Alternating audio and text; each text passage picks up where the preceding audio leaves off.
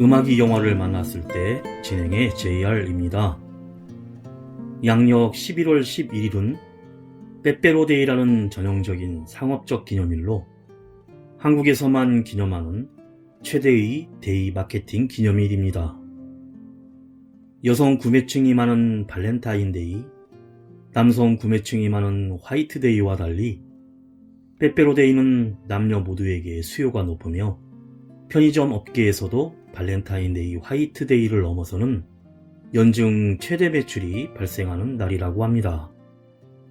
10대들 사이에서도 봄방학 중인 발렌타인데이나 학기 초인 화이트데이보다 빼빼로데이를 더 챙기는 경향이 있는데 11월에는 이미 친구들끼리 얼굴도 다 알고 친해진 상태이며 수능과 연말을 앞둔 때문이란 분석입니다.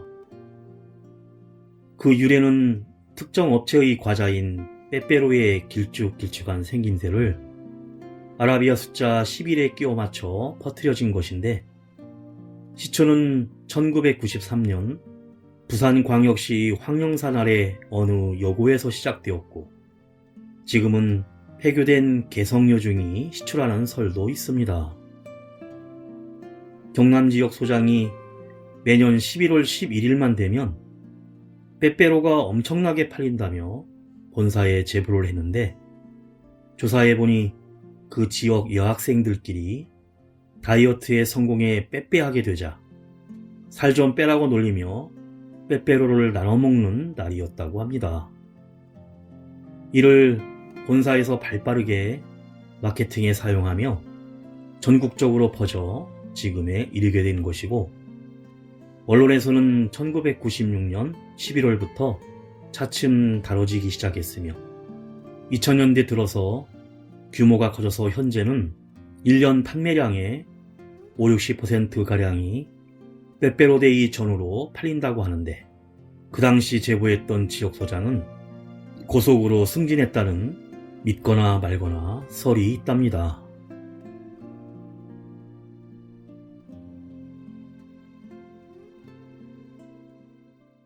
음악이 영화를 만났을 때 오늘 소개해드릴 영화는 지난 9월에 개봉한 코미디 액션 한국 영화 공조2 인터내셔널입니다. 남한으로 숨어든 글로벌 범죄 조직을 잡기 위해 새로운 공조 수사에 투입된 북한 형사 임철영과 수사 중의 실수로 사이버 수사대로 전출됐던 남한 형사 강진태는 광수대로 복귀를 위해 모두 기피하는 철령의 파트너를 자청합니다. 이렇게 다시 공조하게 된 철령과 진태, 그리고 철령과 제외한 진태의 처제 민영의 마음도 불타오르는 가운데 철령과 진태는 여전히 서로의 속내를 의심하면서도 나름 그럴싸한 공조수사를 펼치게 되고 드디어 범죄 조직 리더인 장명준의 은신처를 찾아내려는 찰나 미국에서 날아온 FBI 소속 잭이 그들 앞에 나타나는데 아직도 짠내나는 남한 형사, 여전한 엘리트 북한 형사, 그리고 FBI 소속 해외파 형사까지 각자의 목적으로 뭉친 그들의 짜릿한 공조수사가 시작됩니다. 먼저 가수 신승훈이 부르는 널 사랑하니까 듣고 영화 이야기 시작합니다.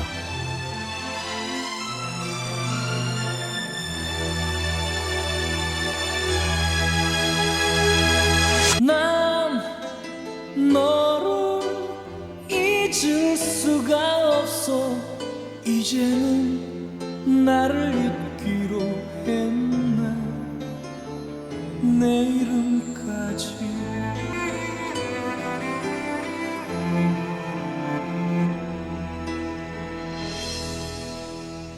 내게 가르쳐준 건 사랑뿐 이별은 어떻게 해야 하는지 그냥 이렇게 울면 되는지 너를 미워해야 하는지 흐르는 눈물 닿지 않았지 내가 울면 언제라도 나의 눈물 닦아주면서 슬퍼했던 너였기에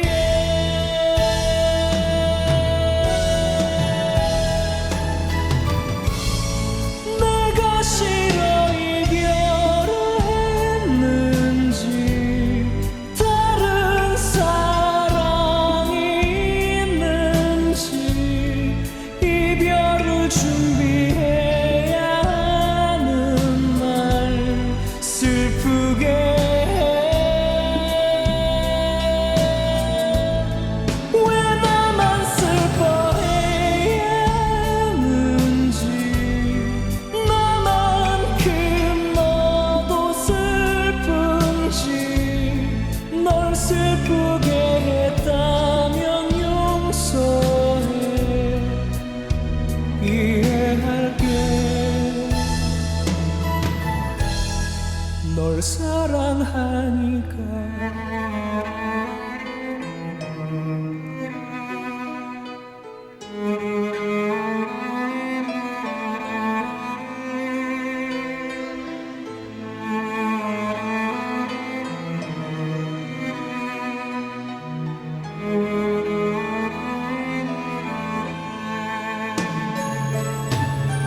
흐르는 눈물 닦지 않았지 내가 울면 언제라도 나의 눈물 닦아주면서 슬퍼했던 너였기에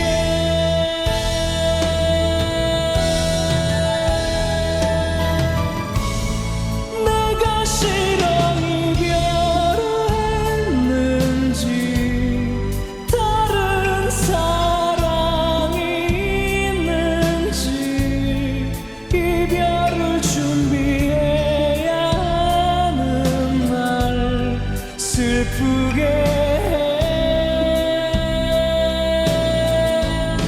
왜 나만 슬퍼해야 하는지 나만큼 너도 슬픈지 널 슬프게 했다면 용서해 이해할게 널 사랑하니까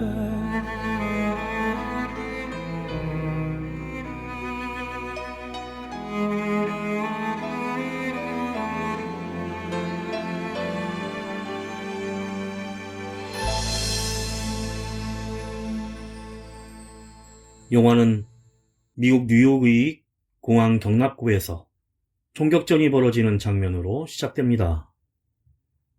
여기저기 총격으로 사망한 시체들이 쓰러져 있고 범죄 조직의 보스가 마약거리를 하며 돈과 마약을 모두 가로채는 순간이었는데 미 FBI가 이미 포위해 경고를 날리자 일당이 도망을 치지만 FBI 요원 잭과 특공대에게 붙잡히고 맙니다. 그런데 잭의 상사는 허락도 없이 특공대를 출동시킨 것을 질책하면서 1년 동안이나 뒤쫓던 장명준 일당을 검거한 것에 만족하고 이제 휴가나 갔다 오라고 하지만 잭은 더 파헤쳐서 반드시 종신형을 살게 할 것이라고 합니다. 한편 장명준은 북한군 특수부 출신으로 북측 대사관에서 요원 임철영이 찾아와 신문을 하는데 잭이 이를 알고 항의하지만 북측으로 송환하겠다는 국무부 외교문서를 들이대자 북한과 수교 협상을 벌이고 있는 미국은 할 수 없이 임철영에게 장명준을 인계하여 공항으로 향하게 됩니다. 뉴욕의 거리를 호위하며 지나가던 일행의 차량은 장명준의 의미심장한 미소와 함께 폭발물이 터지며 전위 차량이 전복되고 괴한들의 총격 세례를 받게 됩니다. FBI와 임철영 일행은 무자비한 총격전에서 여러 요원들이 사망을 하고 최선을 다해 막아보지만 장명준은 자신의 부하들과 함께 하수구를 통해 달아나고 이어지는 차량에 설치된 폭발물이 터지며 잭과 임철룡은 폭압에 날아가 버리고 맙니다. 그 시각 서울의 보이스피싱 조직의 검거에 나선 광수대 강진태 형사는 위장 침입을 했지만 그만 몰래카메라를 긁혀버리고 다행히 이때 급습한 형사들에 의해 보이스피싱 조직이 일망타진됩니다. 그리고 이어서 위조 여권을 공급하는 러시아 까레이스키 브로커를 검거하기 위해 위장 접선하는데 순찰 경찰관들이 눈치 없이 끼어들어 차량 추격전 끝에 세르게이를 놓치게 되고 그 실수로 인해 사이버 수사대로 좌천되어 근무하게 됩니다. 가수 이해준이 부릅니다. 다시 만날까봐. 인스타로 몰래 보는 너의 하루들 누가 봐도 헤어진 티를 내 팔로우 다 끊고서 좋아요는 왜 눌렀니 참 바보 같은 사람이야 잘 먹지도 못하는 술은 왜 매일 마시고 늘 웃던 얼굴 많이 야렸어 혼자 있으면 나도 그래 술이 없으면 못 자고 많이 괴로워해 이럴 거면 우리 미친 척하고 다시 만날까봐 다시 시작할까봐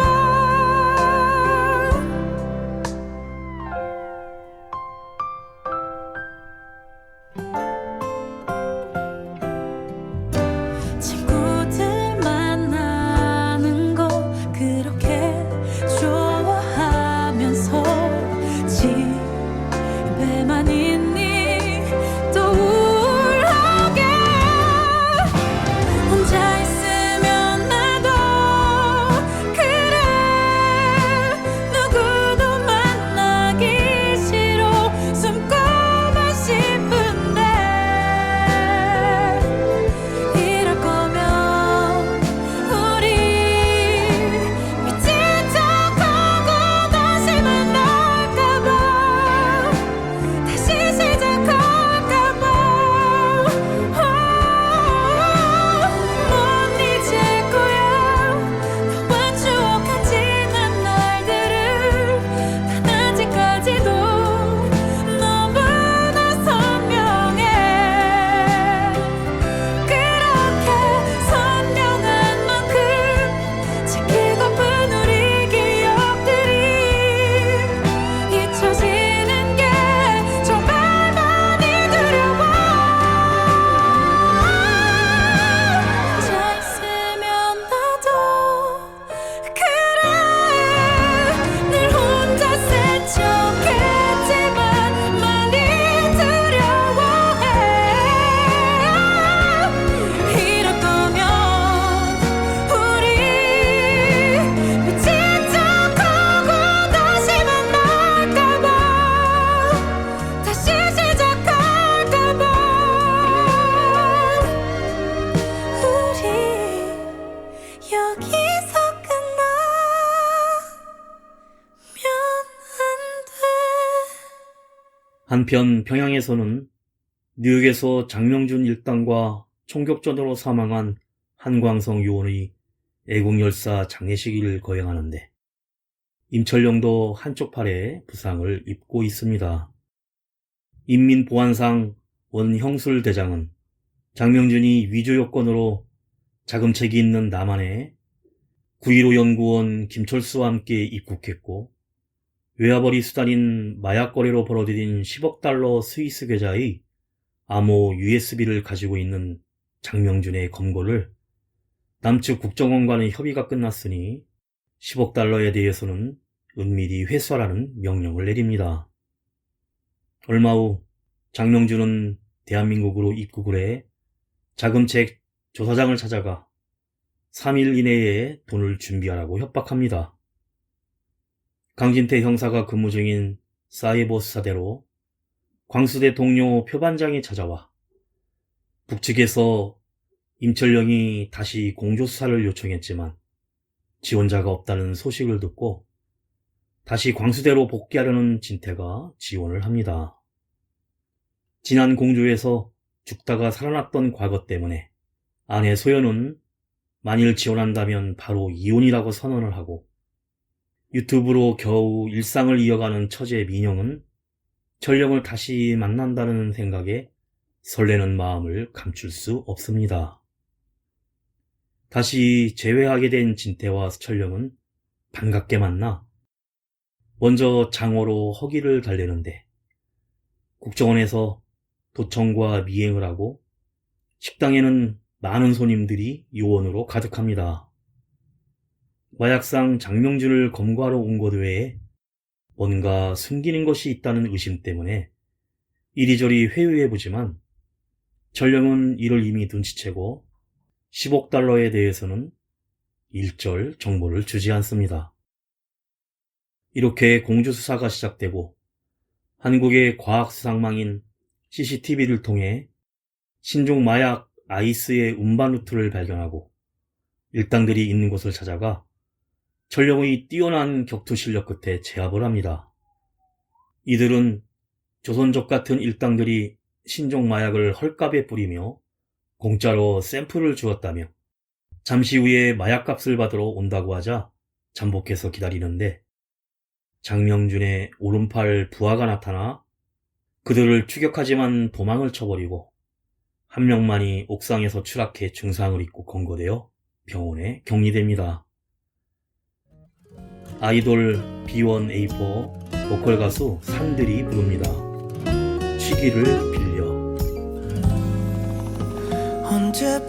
언제부턴가 불쑥 내 습관이 돼버린 너.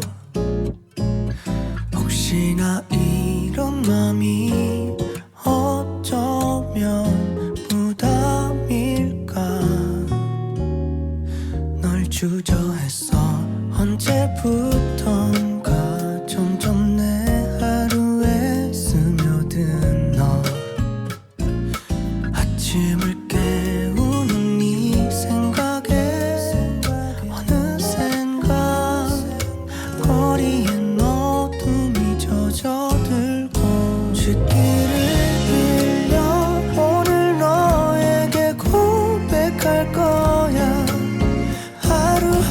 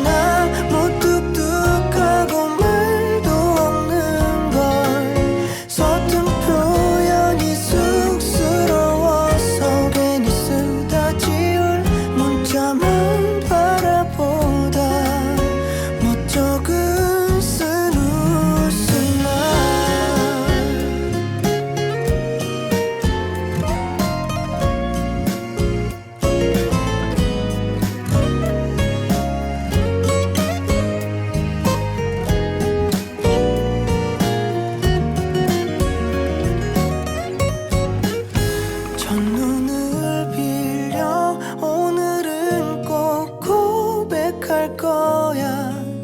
작은 너를 품에 안고서 눈을 마주하고 너무 사랑한다고 함께 하고 싶다고.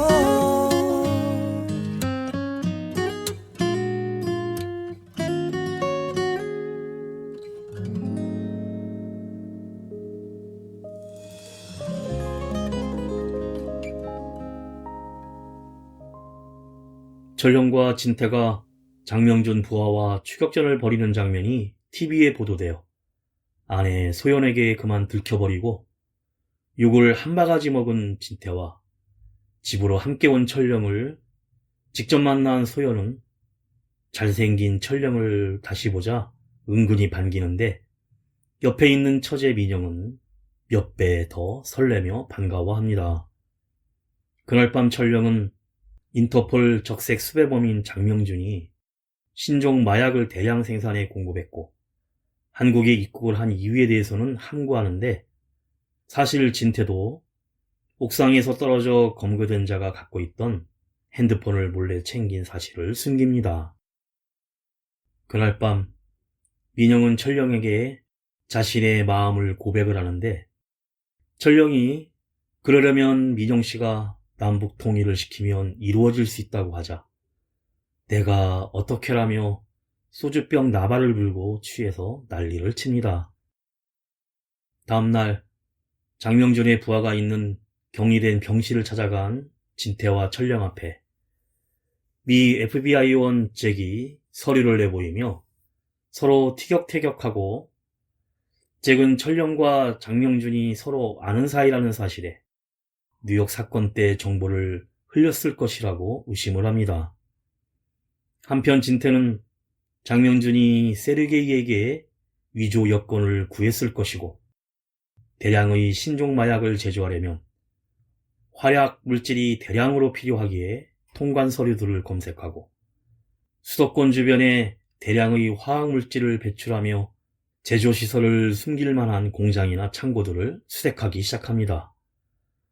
그런데 잭은 병원에 격리 중인 장명준 부하가 병원을 빠져나가도록 일부러 도와주며 미행을 하기 시작하는데 형사 진태는 부하의 드론을 이용해 의심스러운 공장을 찾아내어 해가 진 저녁 공장으로 철령과 잠입하지만 이 모습들은 장명준이 카메라로 지켜보고 있습니다.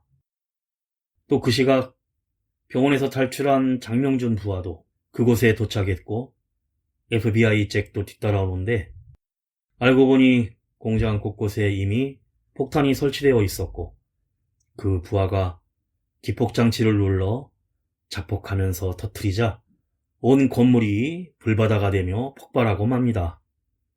다행히 모두 살아났지만 잭이 장명준과 철령이 북한 특수요원 동료였다는 사실을 말하며 한패 아니냐 다그쳐 싸움이 벌어집니다. 결국 진태가 싸움을 말리고 세 사람은 소주를 한 잔 마시며 이 비상시국에 남북한과 미국의 최고의 요원들이 서로 정보를 공유 협력하여 사건을 해결하자고 제안합니다. 장명준이 마약 판매 자금인 10억 달러를 과거 위조 달러 동판 사건과 연루됐던 마이클 조 사장을 통해 한국에서 자금 세탁을 하려는 것과 진태가 챙긴 핸드폰에 대해 같이 정보를 공유하며 이젠 세 사람의 공조가 시작됩니다. 가수 K씨가 부릅니다. 가을밤 떠난 너. 가을밤 떠난 너 그런 너를 기다리는 나 그 계절은 다시 돌아 너를 생각나게 해 사랑한다고 기다린다고 전해달라고 이런 내 말 차가운 밤 향기에 쓸쓸해지는 이 밤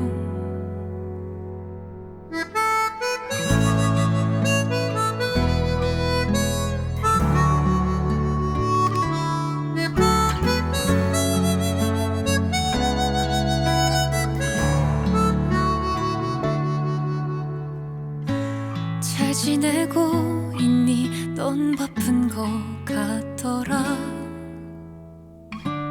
가끔 네 소식을 들어 이젠 아무렇지 않은 척 괜찮다 해도 사실 혼자 많이 울었어.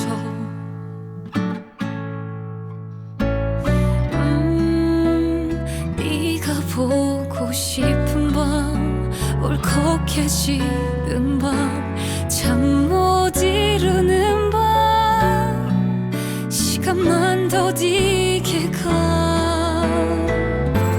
가을밤 떠난 너, 그런 너를 기다리는 나, 그 계절은 다시 돌아 너를 생각나게 해. 사랑한다고 기다린다고 전해달라고 이런 내 맘, 차가운 밤 향기에 쓸쓸해지는 이 밤. 미안해 이 말 한마디면 충분한데 뭐가 그리 어렵던지 우리 그때 내가 얼마나 못났었는지 정말 지독하게 미웠어.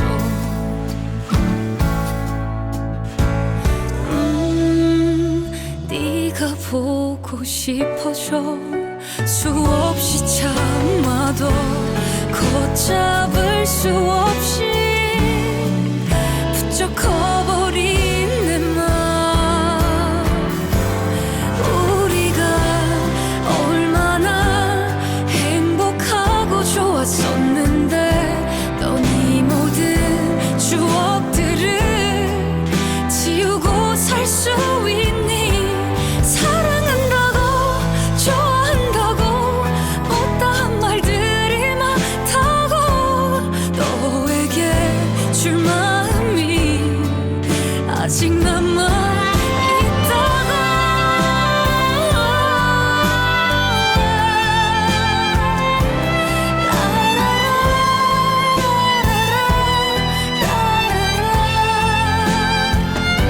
여전히 나 기다린다고 한 번만 돌아오라고. 지나간 시간 속에 아직 멈춰 있다고. 가을밤 떠난 너 이제 홀로 서 있네.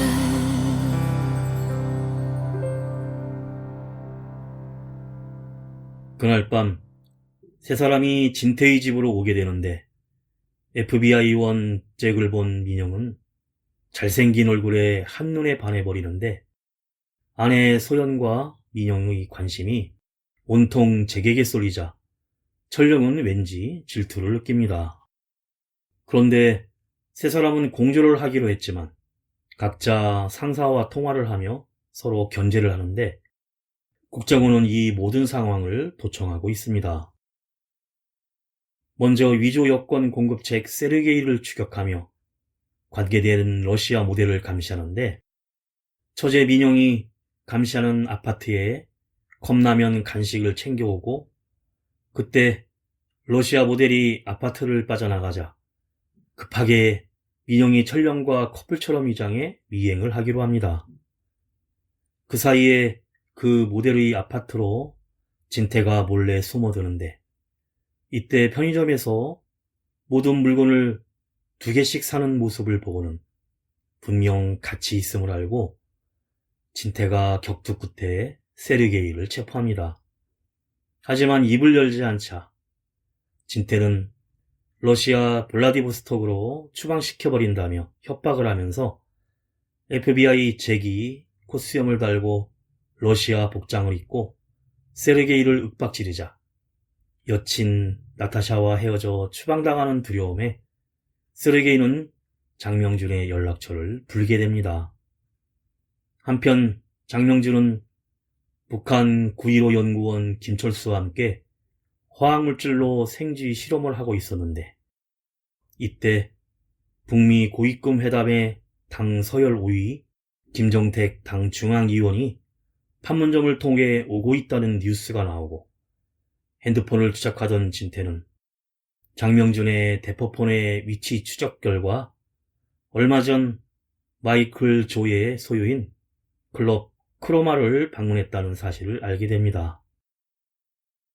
영장을 당장 받을 수 없어 클럽의 입장을 위해 저자의 민영이 한때 클럽 죽순이란 고백을 하고 자신이 걸어다니는 수색 영장이라며 잭, 전령과 함께 클럽 크로마에 들어가 빨간 원피스를 입고 스포트라이트를 받아 클럽 춤꾼들을 장악합니다.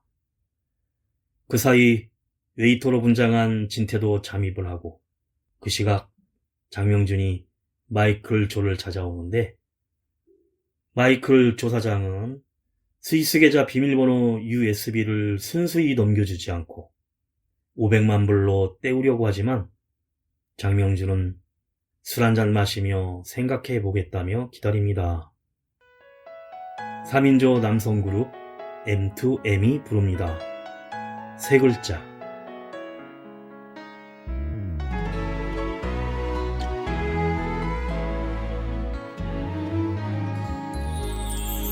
하루 단 하루라도 좋겠어 널 잊고 살 수만 있다면 쉴 새 없는 눈물을 잠근 채 나의 그리움을 거둔 채 한 번 꼭 한 번이 있는데 텐데 난 참 그 말이 어려웠어 너만 보면 자꾸 바보가 돼 그림자 비웃음께만 돼 내게는 이 세상 제일 슬픈 세 글자 차마 너를 향해 줄 수 없던 세 글자 매일 내 가슴에 눈물로 썼다가 다시 한숨으로 지우는 말 나 혼자 말하고 나 혼자 듣는 말 끝내 너의 곁엔 닿지도 못할 외로운 말 사랑해 그 세 글자가 늘 나를 아프게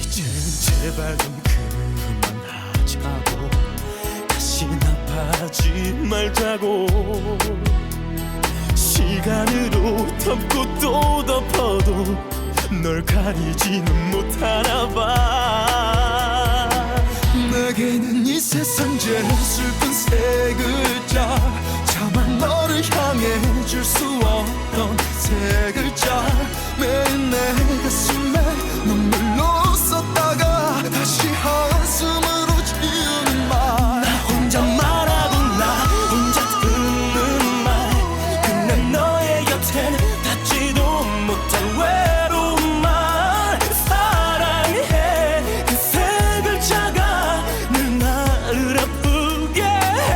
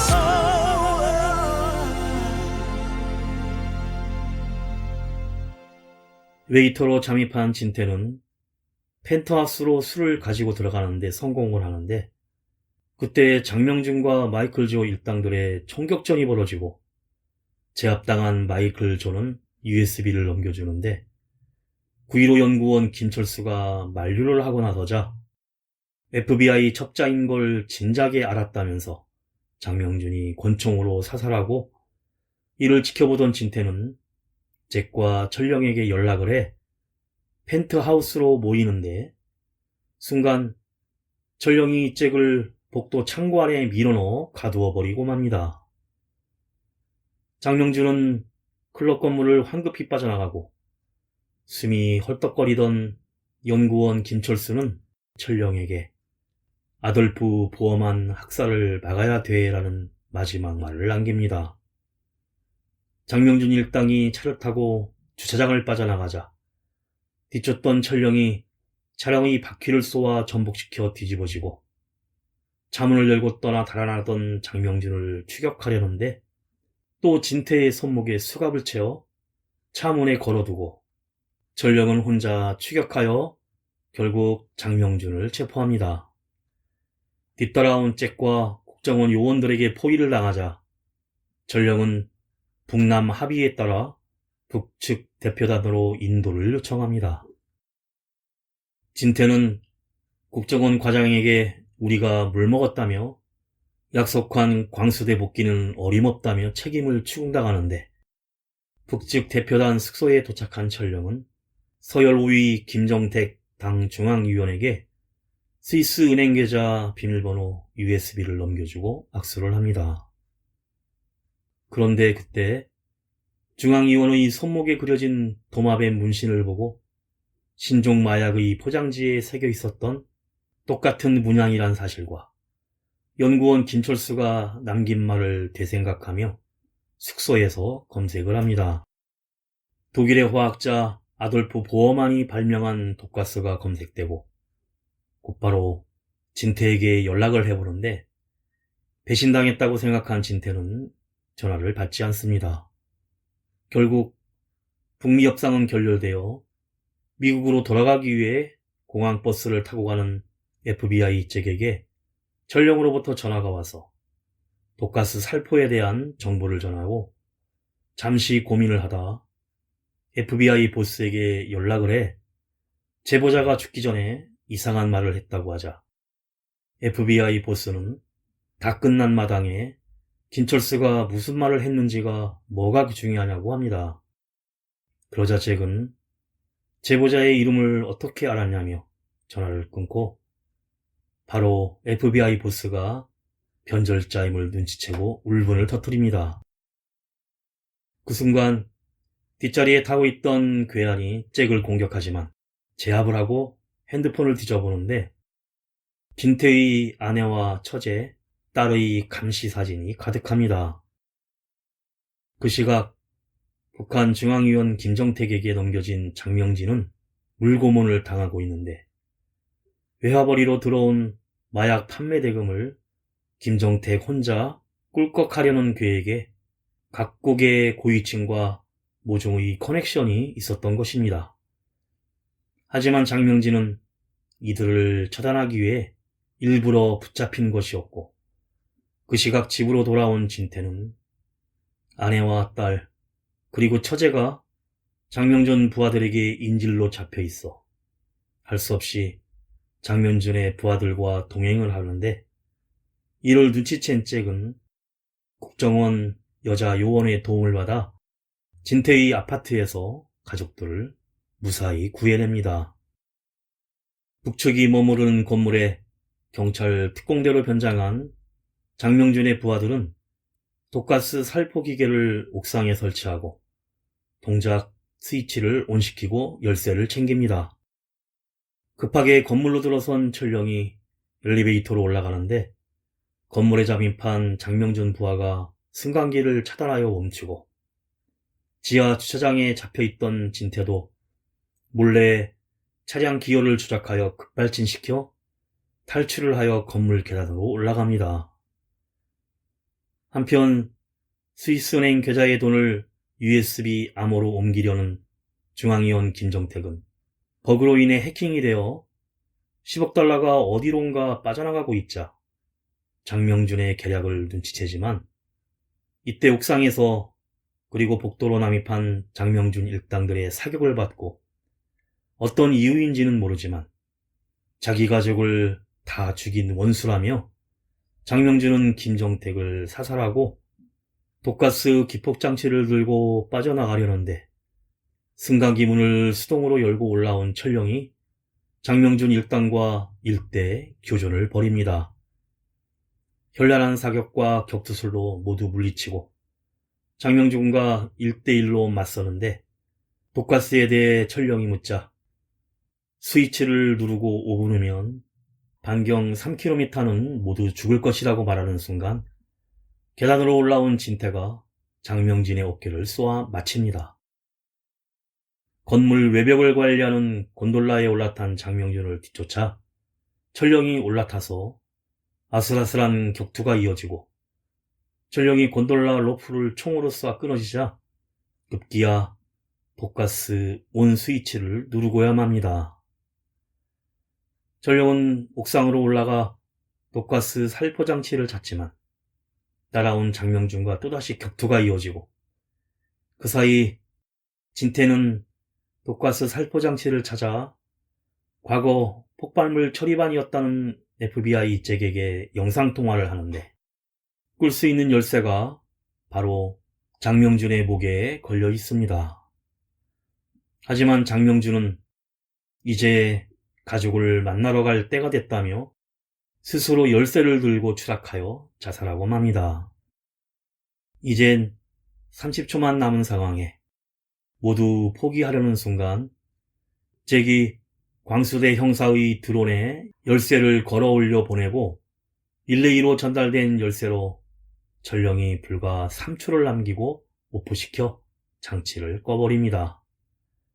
그리곤 급히 올라온 잭이 형이라고 부르며 괜찮냐고 하는데 바닥에서 USB를 지운 진태는 10억 달러를 어떻게 처리할지 의논하며 검문을 나서고 얼마 후 유니세프가 북한에 10억 달러 상당의 식량을 제공하는데 익명의 기부자는 밝힐 수 없다는 방송 멘트가 나오며 영화가 끝이 납니다.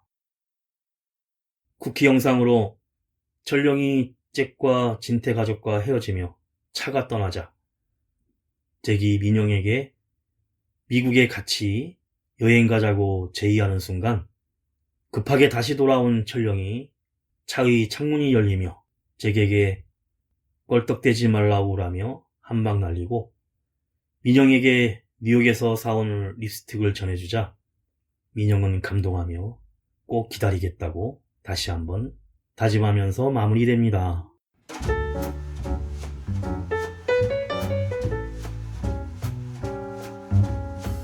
진짜 패를 숨긴 채 삼각공조를 하게 된 임철형, 강진태, 잭, 그리고 겁없는 직진본능 박민영과 글로벌 범죄조직 장명준까지 다채로운 캐릭터의 조합이 영화의 재미를 배가시킵니다.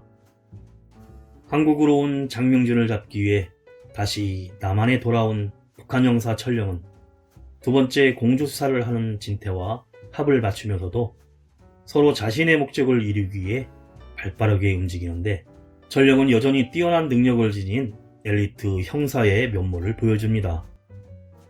철령과의 공조 이후 수사 중의 실수로 사이버 수사대로 전출된 남한 형사 진태는 광수대의 복귀를 노리며 모두가 기피하는 철령의 파트너 지원을 자처하고 진태의 처제 민영은 다시 돌아온 철령에 대한 마음을 숨기지 못하다가도 뉴페이스 잭의 등장에 홀로 갈등하는 모습과 예상치 않은 활약상을 선보이며 청량제 같은 웃음을 보입니다.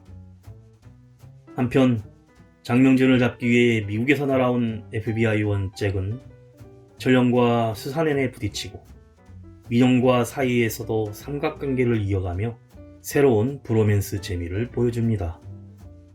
북한의 외화벌이 글로벌 범죄조직의 장명준은 마약 거래로 축적된 10억 달러와 자신의 개인적인 원한과 부하들의 목숨의 대가로 대형 테러를 실행하는 잔인함을 선보이는데 어떠한 수단과 방법도 가리지 않는 강력한 존재감으로 극적 긴장감을 끌어올립니다. 다만 어떻게 자기 가족이 몰살당해서 원한이 생겼는지에 대한 구체적인 스토리가 없어 당위성에 의심이 가지만 영화는 전편에 이어서 삼각공주라는 새로운 설정을 둘러싼 개성 넘치는 캐릭터들과 이들이 펼치는 활약은 한순간도 놓칠 수 없는 웃음과 재미를 선사하고 있습니다.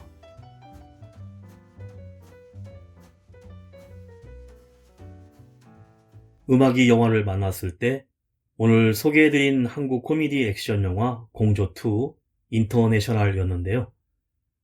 여담으로 진태의 처제의 민영이 1편의 백수에서 자칭 뷰티 유튜버로 변신했는데 현실은 연봉 36,000원, 일당 100원인 유튜버지만 대박을 포기하지 않는 민영 역의 소녀시대 유나는 전편을 뛰어넘는 발랄함과 능청스러움은 물론 특유의 클럽 죽순이를 연기하며 의외의 당찬 활약까지 펼치면서 다시 한번 생동감 넘치는 매력을 보여주고 있습니다. 마지막으로 2인조 남성 음악그룹 인디 포크 가수 멜로망스가 부르는 선물 들으며 인사드립니다. 지금까지 JR이었습니다. 오늘도 인생을 영화처럼 빛이 들어오면 자연스레 뜨던 눈 그렇게 너의 눈빛을 보곤 사랑의 눈을 떴어. 항상 알고 있던 것들도 어딘가 새롭게 바뀐 것 같아. 남의 얘기 같던 설레는 일들이 내게 일어나고 있어. 나에게만 준비된 선물 같아. 자그마한 모든 게 커져만 가. 항상 평범했던 일상도 특별해지는 이 순간.